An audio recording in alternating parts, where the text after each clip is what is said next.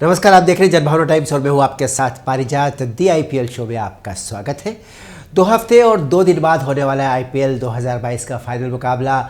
अब ये हालात है अभी फ़िलहाल कि ये लगता है कि अभी टॉप 4 में जगह बनाने के लिए अभी आपसी मुकाबला बरकरार है, जबकि सुपर 4 में अब तक एक टीम तो पहुंची गई है, जो है Gujarat Titans. Lucknow super giants को हराकर प्लेऑफ में जगह बनाने वाली गुजरात टाइटंस को अब ये चिंता है उसे किसी तरह से टॉप 2 में बना रहना है, ताकि उसे फाइनल में जगह बनाने के लिए 2 मौके मिल सके। इधर गुजरात से हारने वाली लखनऊ सुपर जायंट्स को अभी प्लेऑफ में पहुंचने के लिए ज़्यादा दूरी नहीं है, अब उनको सिर्फ एक मैच जीतना है और वो प्लेऑफ में पहुंच जाएंगे। और दूसरी तरफ एक टीम और है जो प्लेऑफ में जगह बनाने के लिए तैयार है, लेकिन उसको जीतने हैं 2 मुकाबले, और वो है राजस्थान रॉयल।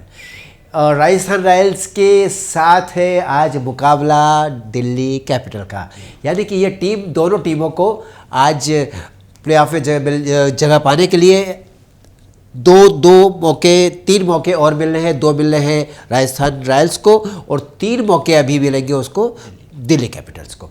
तो हम इस मुकाबले की बात कर लेते हैं। हमारे साथ हमारे स्टूडियो में क्रिकेट एक्सपर्ट सईद मेहदी जी मौजूद हैं। हम उनसे बात करते हैं, चर्चा करते हैं इस बारे में कि आज क्या होना है। हमारे सवाल हमारे क्रिकेट एक्सपर्ट के लिए सबसे पहले हम पूछेंगे, आज हमेशा की तरह इन दोनों टीमों के बीच आईपीएल के भीमसेन जोस बटलर खड़े होंगे, तो ऐसे में क्या उन पर विरोधी भारतीयों को जीत मिल सकती है? क्या धराशायी किए जा सकते हैं जोस बटलर? जोस बटलर का बल्ला अब तक 556 रन उगल चुका है सर, जिसमें से अधिकतर वो हवा में रहे हैं। अच्छा। वो मेरे ख्याल से ज़ाती ज़िंदगी में भी वो ट्रेन या बस का ट्रैवल नहीं करते होंगे, वो हवाई जहाज़ से ही रहते होंगे, क्योंकि वो हवा में उड़ रहे हैं। उनके दोनों पर साफ हैं कि मेरी मंजिल कब पर है, मुझे आईपीएल में जाना है। वो खुद भी हवा में उड़ते हैं और बॉल को भी हवा में उड़ाते हैं। उनका मिजाज इंग्लैंड से हवा में हवाई जहाज से उड़कर आते हैं और यहाँ चारों तरफ मैदान में हवाई छक्के उड़ा रहे हैं। वजह सिर्फ ये है, उनको अपना मकसद मालूम है, उन्हें अपना लक्ष्य मालूम है और पूरी टीम को साथ लेकर वो आगे बढ़ रहे हैं। अच्छी शुरुआत देते हैं, मनोबल बढ़ा हुआ होता है आरआर का। अक्सर कुछ मैचों में वो आउट भी हुए, लेकिन उनको रिप्लेस करने के लिए छोटी छोटी पारियां और लड़के खेल रहे हैं, जिसके चलते जिस मैच में अगर बटलर आउट भी हो जाते हैं तो वहाँ उनकी कमी नहीं खलने देते हैं और बाद में बॉलिंग का उन्हें सपोर्ट मिलता है। तो एक पूरी यूनिट है। लेकिन आपने सही कहा, दिल्ली के लिए मैं पहले भी ये बात कह चुका हूँ, दिल्ली नहीं अन्य टीमों के लिए भी कह चुका हूँ कि जितनी जल्दी बटलर को बाइज्जत पवेलियन में रवाना कर देंगे उतने गुलजार हो जाएगा वो स्टेडियम उनके लिए, वरना तोप के गोलों की तरह वो छक्के हवाई शॉट झेलने पड़ेंगे। बहुत अच्छी बात आपने कही। देखिए, सम्मानपूर्ण शब्द आपने इस्तेमाल किए उनके लिए। बाइज्जत आप जितनी जल्दी पहुंचा देंगे बटलर को पवेलियन में, उतना आपके लिए आसान हो जाएगा। ठीक है, ये बात तो हो गई बटलर की। बटलर की खास बात यह है कि बटलर जब आजकल बैटिंग कर रहे हैं तो 2-4 15-20 रन बनाने से उनको चैन नहीं मिलता। वो सेंचुरी मारते, 4 सेंचुरी मार चुके हैं।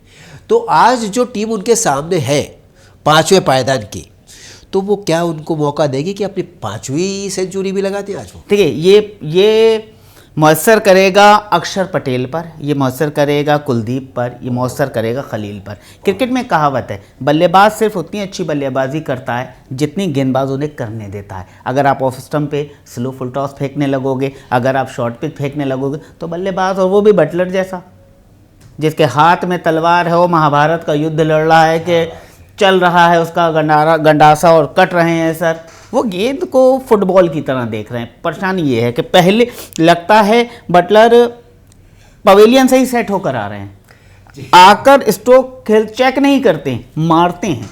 एक होता है एक सावधानी से अच्छी शुरुआत करना, एक होता है कि दूसरे का मनोबल पहले ही ओवर में तोड़ देना। बटलर उस रास्ते पर हैं। उन्होंने अपनी एक रणनीति बनाई है और 100% रणनीति सब बनाते हैं, लेकिन टीम वो विजयी होती है जिसकी रणनीति कामयाब हो जाती है, सफल हो जाती है।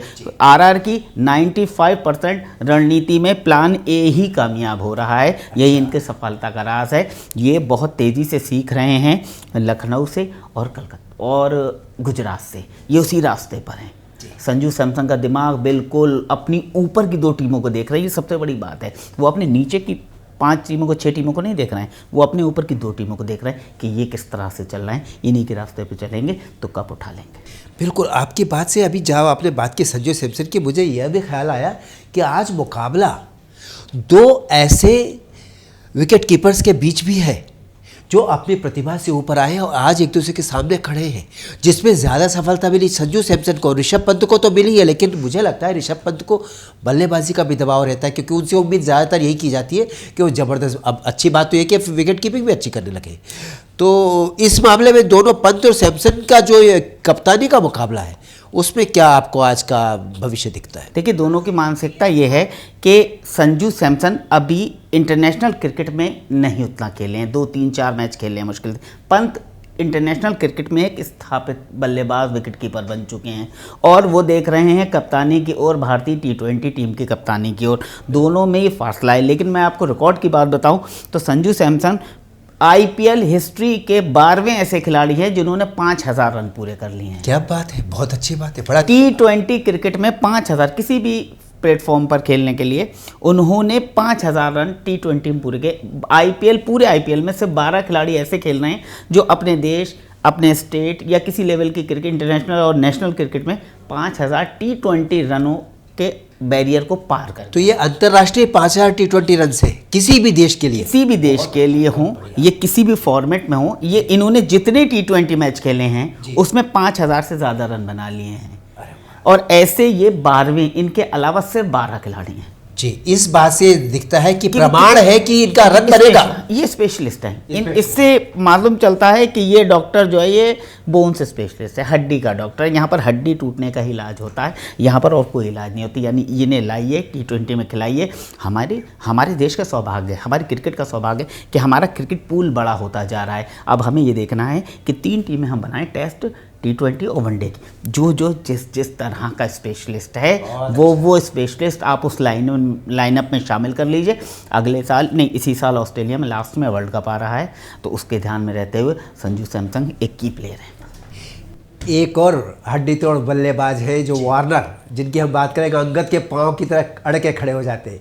पर उनके साथ क्या आज पृथ्वी अपने गगनभेदी शॉट मारकर आकाश हिला पाएंगे? क्या आज कुलदीप यादव बॉलिंग में अपना बेहतरीन दे पाएंगे?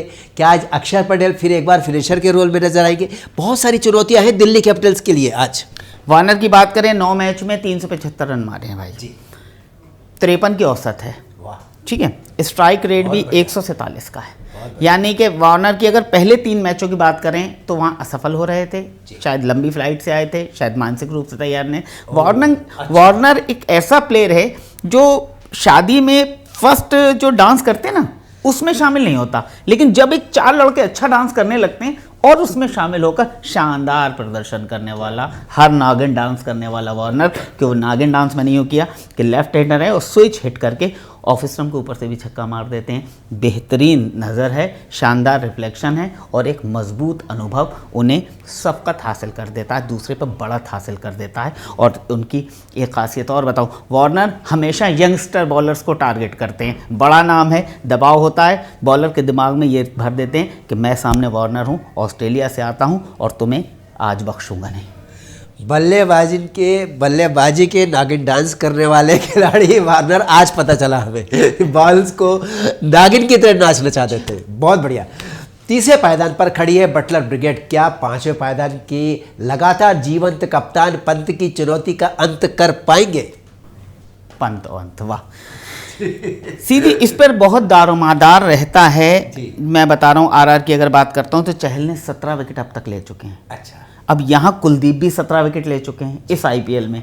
यानी दोनों बता रहे हैं कि ये जोड़ी नंबर 1 है। दोनों बता रहे हैं कि नीली जर्सी में हमें ऑस्ट्रेलिया ले जाना और किसी पर भरोसा मत करना। 17 मैंने लिए हैं, 17 इसने लिए, 34 तो हमने यहीं आउट कर लिए हैं, तो वहाँ 11 आउट नहीं कर पाएंगे क्या?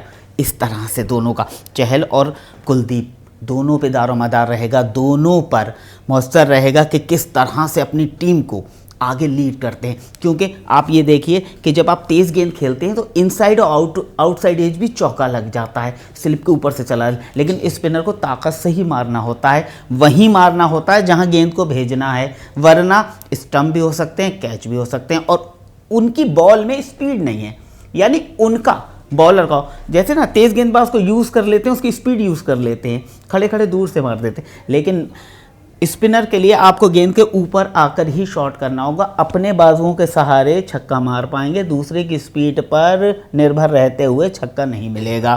तो चहल और कुलदीप दोनों, यहाँ खलील भी है, खलील लेफ्ट हैंडर आते हैं दिल्ली के लिए। अब मैं बात करूँ यहाँ एक और खिलाड़ी जो मुझे बहुत अट्रैक्ट करते हैं और बहुत शानदार तरीके से छक्के उड़ाते हैं, हेटमायर। हेटमायर को देखकर मुझे 10 साल पहले वाले पोलार्ड याद आ जाते हैं। हिट करने के लिए जिसको हम एडमायर करें वो हेटमायर। यस, वो हिट करने में माहिर हैं, हेटमायर हैं। तो सर मुझे पोलार्ड याद आ जाते हैं, वेस्ट इंडीज से आते हैं और छठे नंबर, चौथे नंबर, तीसरे नंबर पर कम गेंदों में, बहुत कम खर्चे में बड़ा ज़्यादा सुख देने वाले बल्लेबाज हैं। अभी उनके लिए एक व्यक्तिगत रूप से खुशी है कि उनको बेटा हुआ है और मंगल को वो वापस चले गए, कल अपने देश वापस गए। तो कहीं ना कहीं आरआर को इस इम्पोर्टेंट मैच में हेटमायर की कमी भी खल सकती है। ऐसे में रेयान पराग को अपना स्तर उठाते हुए उनकी कमी को पूरा करना होगा अगर आरआर को आगे का सफर तय कर। वैसे रेयान पराग ने कुछ पारियां ऐसी खेली कि लोगों को उनके अंदर एक प्रतिभाशाली बल्लेबाज भविष्य का नजर आया। जिस डाउन वो खेलती हैं, यानी जिस क्रम पर वो बल्लेबाजी करते हैं, वहाँ गेंदें बहुत कम होती हैं, हर गेंद को हिट करना होती है। वहाँ आप उनसे उम्मीद नहीं कर सकते वो 60 रन मार देंगे, लेकिन अगर उन्होंने 12 गेंदों में 29 रन मार दिए, अगर उन्होंने 10 गेंदों में 31 रन मार दिए, अगर उन्होंने 9 गेंदों में 25 रन मार दिए, तो आप सोचिए कि सडनली आपका स्कोर जो है वो 25-30 रन प्लस हो जाता है। 25-30 रन बहुत होते हैं जी, आईपीएल के लिए बहुत होते हैं। बिल्कुल। अभी ये आपने बात करी गेंदबाजी की, आपने कुलचा की बात की, कुलदीप और चहल की, ठीक है। हम देखते हैं कि बल्लेबाजी के मामले में जहां आप हमको मजबूत दिखता है आरआर राजस्थान रॉयल्स, गेंदबाजी में हमें लगता है थोड़ा सा दिल्ली कैपिटल को फायदा है, क्योंकि उसमें अक्षर पटेल ऑलराउंडर है, बल्लेबाजी भी कर लेते, बैटिंग भी कर लेते, गेंदबाजी भी कर लेते। शार्दुल ठाकुर है, बल्लेबाजी कर लेते, बैटिंग भी कर लेते। 2 ऑलराउंडर और एक स्पेशलिस्ट स्पिनर कुलदीप यादव, ठीक है। आपने खलील की भी बात करी है।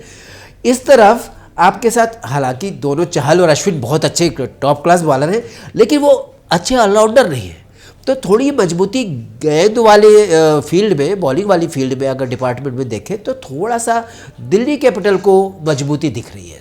देखिए T20 पहले सीमित ओवर का ही होता था, वनडे का, लेकिन T20 विशुद्ध रूप से ऑलराउंडर्स का खेल है।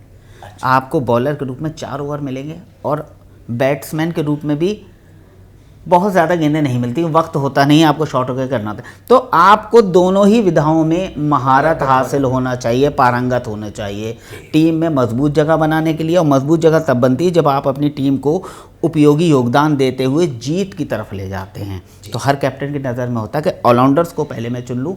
श्रीलंका 7 ऑलराउंडर खिलाते थे, तब वो T20 में बेहतर करते थे, क्योंकि उन्हें मालूम है कि वे बॉलर पिट गया तो 2 ओवर 1 ओवर कोई अदर आ जाए और उसमें निकाल दे ओवर 8-10 रन का, तो बड़े फ़ायदे होते हैं। जहाँ तक आपने बात की, अब मैं एक आपको थोड़ी सी बात बताना चाहता हूँ पंत के बारे में। पंत का अगर देखा जाए, कप्तानी का बोझ सर पर है, लेकिन स्ट्राइक रेट कम नहीं हुआ। पंत 152 के स्ट्राइक रेट से 281 रन बना चुके हैं, यानी कि पंत ने कहा रहूँगा तो मारूंगा वरना आउट कर लो।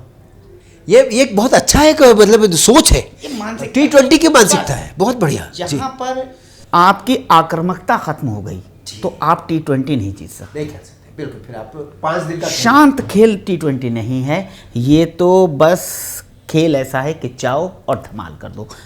यकीनी तौर पे आज का मैच बहुत मज़ेदार होने वाला है। अगर मेरी बात करें तो बटलर को मैं फेवरेट मानता हूँ थोड़ा सा उस लिहाज से, लेकिन इधर गेंदबाजी भी अच्छी है। तो यहाँ पर अगर 45 में दिल्ली को दूंगा और 55 में दूंगा राजस्थान को, क्योंकि उनका उत्साह ज़्यादा है, उन्होंने अपनी काबिलियत को ज़्यादा अच्छी तरीके से पेश किया है। जी, सैमसंग की जो आपने बात बताई कि वो ऐसे 12वें खिलाड़ी अंतर्राष्ट्रीय स्तर पर T20 पर जिन्हें 5-4 रन बना लिए, तो अभी जो 2 ही बल्लेबाज मुझे बहुत जोरदार दिख रहे हैं। हेटमायर आप कह रहे हैं कि आज नहीं खेल रहे, सैमसंग और बटलर। इस तरफ तो 3-4 हैं, आप देख लीजिए, पृथ्वी शाह है, वार्नर है, पंत है, ठीक है। और अगर खेल गए अक्षर भी कई बार, अच्छा शार्दुल भी खेल जाते हैं, ठीक। हम सिर्फ बटलर की बात करते हैं। बटलर की टक्कर में वार्नर, पृथ्वी और पंत, ये 3 है। इन तीनों में से कौन एक है जो की प्लेयर साबित हो सकता है बटलर के लेवल का आज? वो वार्नर है।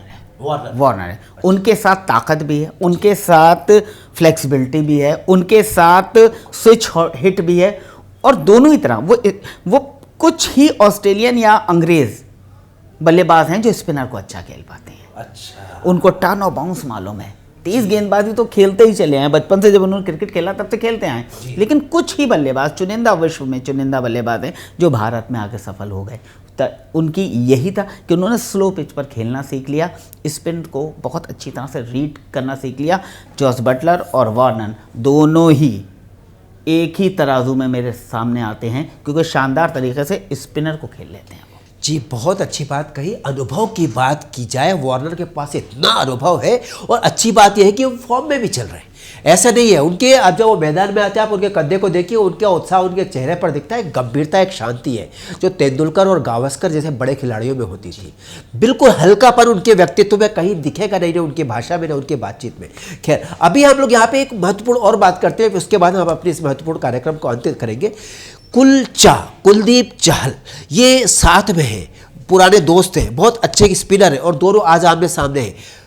कुलदीप के ऊपर ज़्यादा आज दबाव है, क्योंकि चहल ने तो बना दिए हैट्रिक, आज कुलदीप को बनानी है। सर कुलदीप, मैं ये मानता हूँ कि अगर कोई हैट्रिक लेता है तो वो तो शानदार दिन होता है उसके लिए। कुलदीप को भी यही दिमाग में होगा एज ए खिलाड़ी कि मैं पहले अपने 4 ओवर में औसत कम दूं, और जब स्पिनर औसत कम देता है यानी रन कम खर्च करता है, तब बल्लेबाज क्रीज छोड़कर आगे आता है स्पिनर पर कि आगे बढ़ के मार दूं, और वहाँ 90% चांसेस हो जाते हैं विकेट मिलने के, क्योंकि एक तो आप अपने घर में नहीं हो, का चांस भी होता है, एक तो आप अपने घर में नहीं हो, बीच सड़क पर आ गए हो, है ना, वहां तो भगवान वहाँ एक्सीडेंट होना ही होना है। तो ये कहानी हो जाती है। स्पिनर चाहता है ललचाना। कुलदीप जो है लेफ्ट हैंड के चाइनामैन बॉलर हैं, वो एयर देते हैं, गेंद को हवा देते हैं, गेंद फ्लोट होती हुई आती है ऊपर से, तब स्पिनर आगे बल्लेबाज बनता है। वहाँ कुलदीप का जाल शुरू हो जाता है। वो शिकारी है, वो जाल सजाता है और कहता आओ मेरे शिकार, तुम्हें ही फांसना है, क्योंकि तुम्हें आउट करके मैच जीत। आज आपके लिए ये मैच बहुत अहम होने वाला है, इसलिए भी क्योंकि ये एक बहुत ही महत्वाकांक्षी मैच है, जिसमें एक तरफ राजस्थान का भरपूर आत्मविश्वास आपको दिखाई देने वाला है, तो दूसरी तरफ दिल्ली का प्रतिभापूर्ण पुरुषार्थ के दर्शन आपको होने वाले हैं, जो मैच को आसानी से गंवाने वाली टीम नहीं है। जो भी होगा आपको बहुत रोमांचित करेगा। आज नवी मुंबई के DY पाटिल स्टेडियम का यह मैच आप कभी भी मिस मत कीजिए। अभी दीजिए हमको विदा, और देखते रहिए IPL जनभावना टाइम्स के साथ। नमस्कार।